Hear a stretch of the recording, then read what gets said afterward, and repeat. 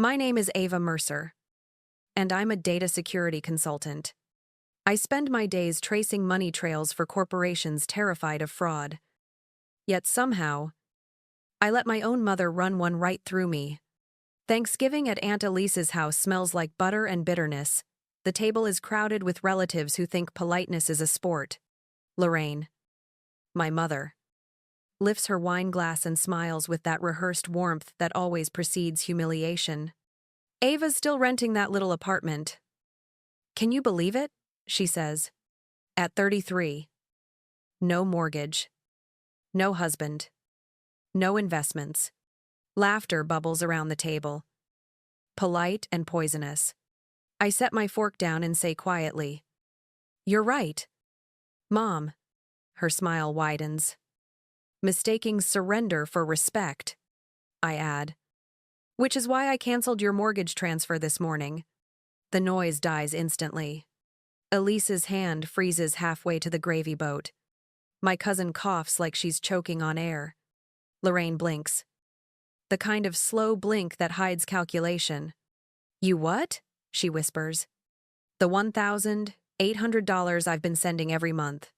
It's done. You'll need to make your own payment next week. Her wine glass trembles in her hand. A ruby stain threatening to spill across her cream tablecloth. You can't be serious, she says. Voice rising. After everything I've sacrificed? I cut a piece of turkey and say, I'm serious enough to finally eat in peace. She slams her glass down. You wouldn't have a roof over your head without me. I smile without looking up. Then it's poetic that now you might not have one without me either. Gasps ripple around the table. Elise leans forward, whispering, Ava. This isn't the place. Lorraine stands. Cheeks flushed. You're embarrassing me in front of my family. I keep my voice calm. You're embarrassing yourself. I'm just giving context. Oh, she points at me. Finger shaking. I raised you alone. I worked double shifts. And this is how you repay me. I meet her eyes. You raised me to solve problems. I finally solved one. Uncle Greg clears his throat and pretends to adjust his napkin. No one else moves. Lorraine's voice cracks. You'll regret this. Ava. I pick up my glass. Sip the wine she's bragged about importing from Italy. And say, if regret comes with interest, I've already paid in full. The silence tastes like victory. Lorraine sinks back into her chair. Eyes glossy with rage and disbelief. Elise stares down at her plate, pretending to find meaning in mashed potatoes. I wipe my mouth with a linen napkin. Stand. And push my chair in. Dinner was lovely, I say. And my tone is so even it burns. As I walk toward the door, the room feels colder. Like someone finally opened a window in a house that's been choking on its own pretense. Outside, the night air is sharp and honest. I unlock my car, slide into the driver's seat, and whisper to the steering wheel. Happy Thanksgiving, Mom. Dawn. The apartment is silent except for the hum of the refrigerator and the faint buzz of my laptop fan. I sit at the kitchen table. Coffee gone cold. The glow of the screen washing everything in sterile blue. Spreadsheets have always been my comfort zone. Numbers don't lie. People do. I open my banking app, scroll through the transactions, and start building the truth line by line. $1,800. Every month for 24 months. $43,200 in total. Siphoned straight from my account to hers. I whisper it aloud, letting the number hang in the air like evidence in court. I add the extras, the emergencies that were never mine. $4,000 for the roof. I murmur. $2,500 for the furnace. $5,000 for taxes. $13,000 before Christmas. The total hits $65,000. And my stomach tightens. Each cell in the spreadsheet becomes a timestamp of manipulation. A financial autopsy of my own guilt. I stare at the final sum until the digits blur. You built a life on my silence, I say into the empty room. Now I'm building a record of it. If. The cursor blinks beside a new file name. Lorraine Mercer, Financial Support Documentation, 2023, 2025. I attach it to an email and type slowly. Every word deliberate. Effective immediately. I will no longer provide financial support for mortgage payments or additional expenses. Please reference the attached documentation for a complete record of payments totaling $65,000. I pause. Then add, this decision is final. The whoosh of the sent email sounds cleaner than satisfaction. I lean back, watching the digital confirmation pop up in my inbox. No turning back now. The room feels heavier, but in a way that promises relief. Like the seconds before a storm breaks. My phone lights up once Aunt Elise's name flashing, but I don't answer. She'll call again. They always do when the money stops. I close the laptop, take a deep breath, and say quietly, let's see how honest the family becomes when there's nothing left to take. The words settle in the air, sharp and precise as the numbers that birthed them.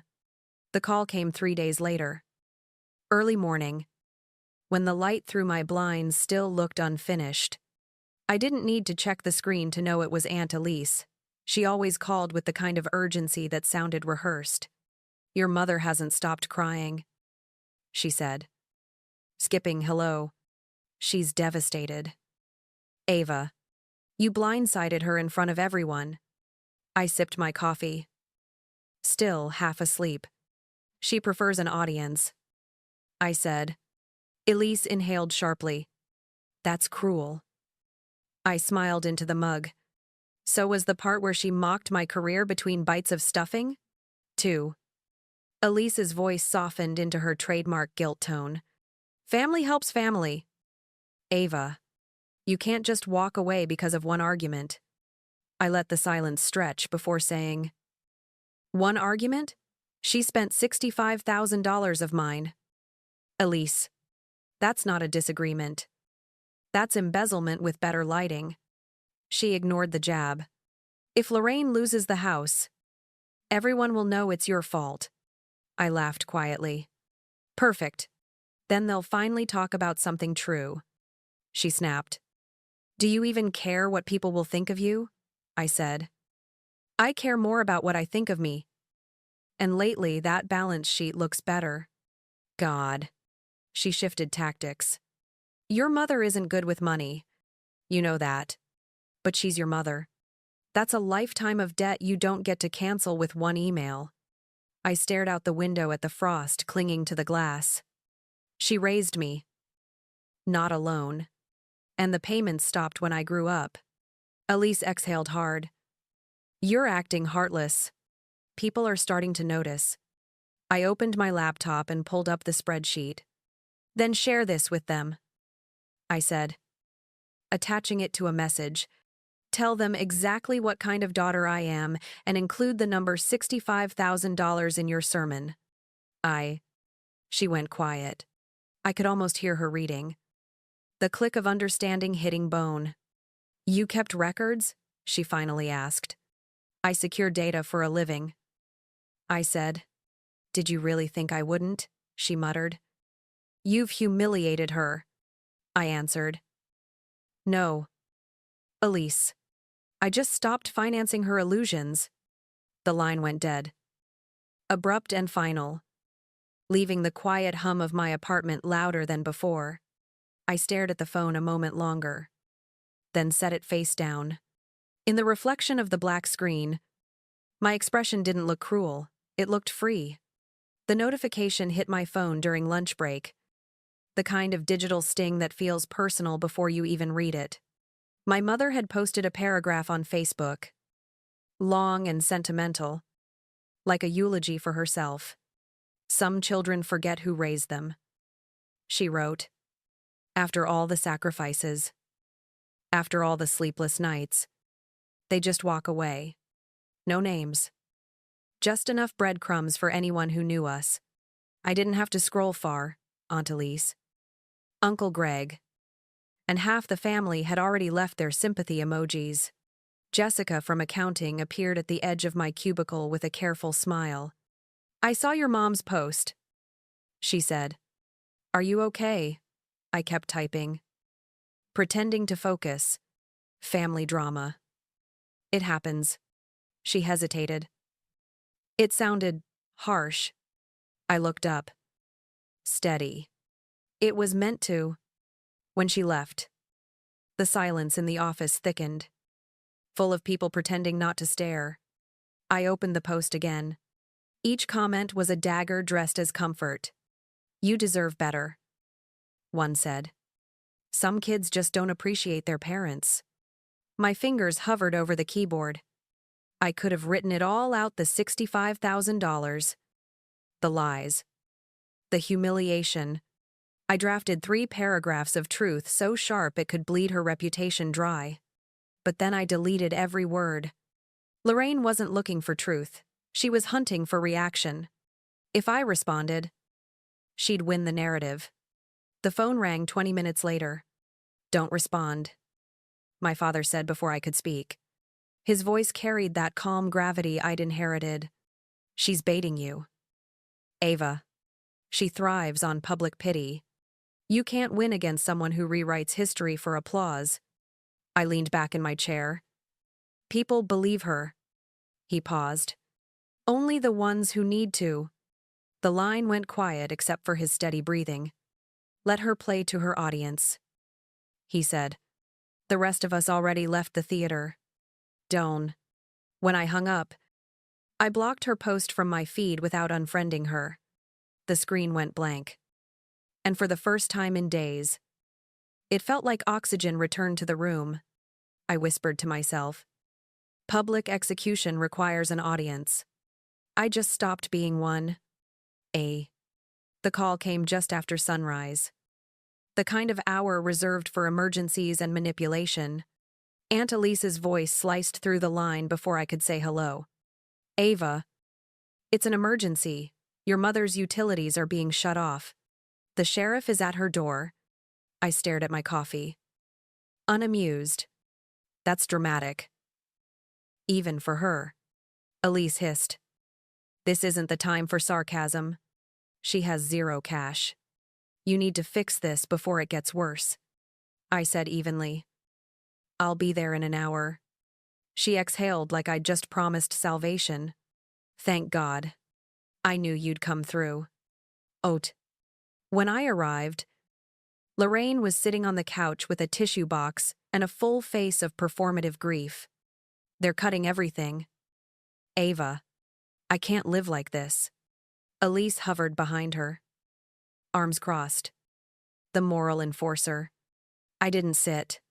Show me the notice. Lorraine blinked, pretending not to understand. What? I repeated. The shut-off notice. Mom. Let me see it. Elise jumped in. She doesn't have time for paperwork. The sheriff. I cut her off. Show me. Lorraine finally handed me an envelope from the coffee table. Duke Energy. $410. That's all? I asked. She dabbed her eyes. I was going to pay. But my card was declined. Please. Just Venmo me. Dot. I smiled thinly. No. I'll pay it directly. Her lips tightened. That's unnecessary. I pulled out my phone. Then it should be quick. She hesitated. Torn between pride and panic. Fine, she said, rattling off her login credentials. But make sure it's handled today. I entered the information. Watching the page load. The payment went through instantly. There, I said. Your lights stay on. Lorraine's tone softened. Thank you, sweetheart. I knew you'd understand. Family helps family. I nodded, pretending to agree while scrolling past the payment tab. Her account history opened without resistance. Rows of charges lined the screen: casinos, spas, designer outlets. 2 days before the supposed crisis, Emerald Casino. $2,000 cash withdrawal. Elise was still talking about how kindness runs in our blood when I took a screenshot. Then another. And another. Lorraine noticed the shift in my eyes. "What are you doing?" she asked, her voice tightening. "Collecting receipts," I said. "You always taught me to keep good records." She reached for the phone, but I slipped it into my pocket. "We're done here." Elise frowned. "Ava, don't be cold." I walked to the door without looking back. Cold is better than blind. Outside. The winter air bit through my coat as I got into the car. The screen in my lap still glowed with evidence. I whispered, "You wanted a bailout. You just gave me a confession." "Oh." The cafe was too bright for what I came to do. Sunlight spilled across the small round table where I set my laptop. A folder. And a single coffee that had already gone cold. I arrived 10 minutes early because power always lives in being ready first. When Lorraine and Elise finally walked in, they looked coordinated, same beige coats. Same brittle smiles, pretending everything was fine. Lorraine kissed the air near my cheek. "I'm glad you agreed to meet.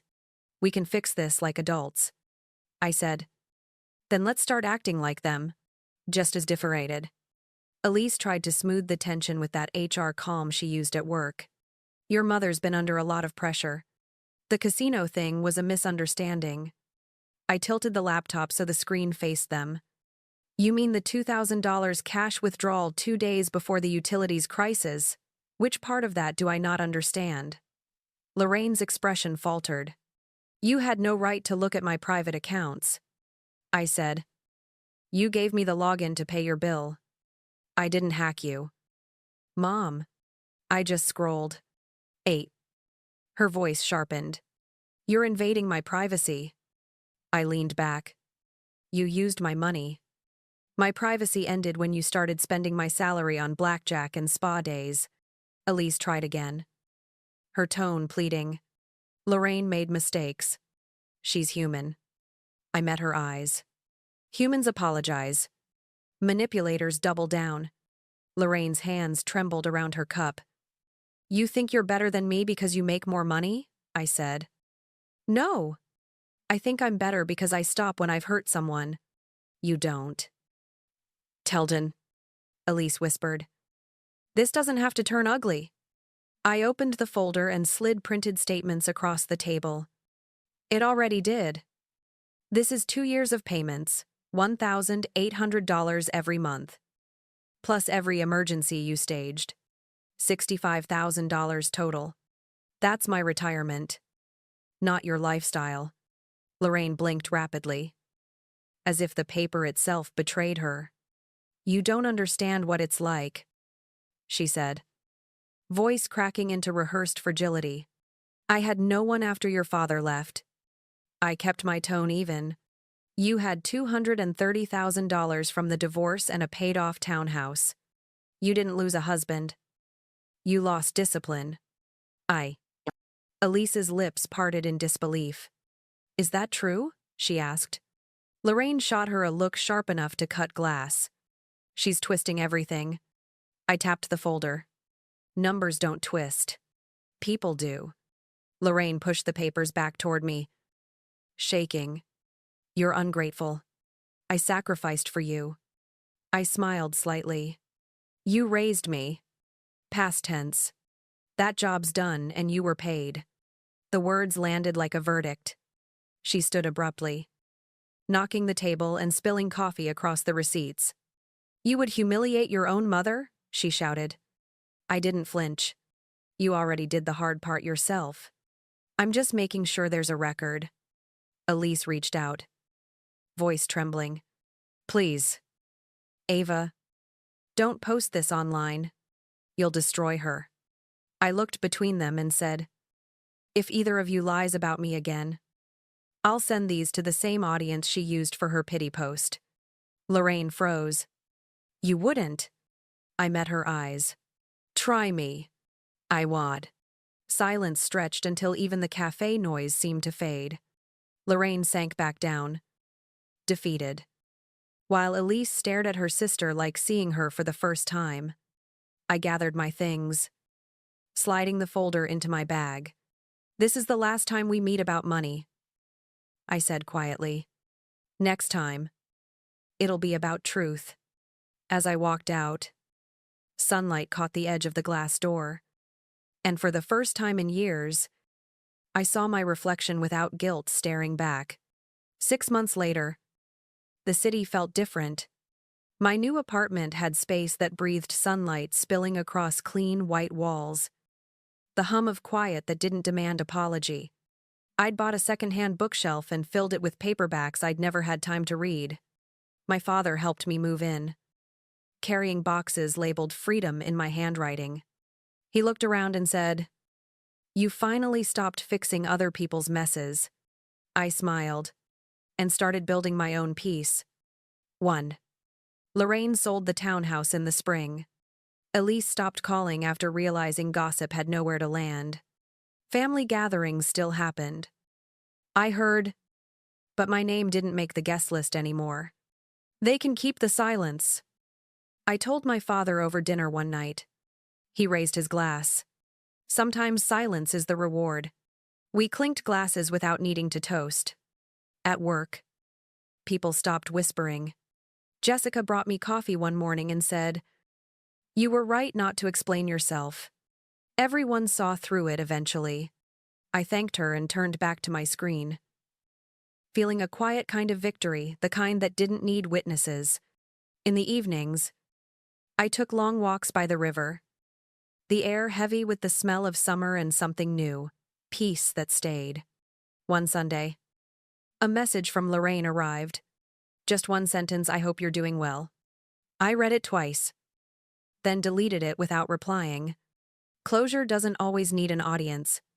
As I watched the city lights blink to life below my balcony, I whispered, "You raised me, Mom," but I finished the job. The words didn't sting, they settled.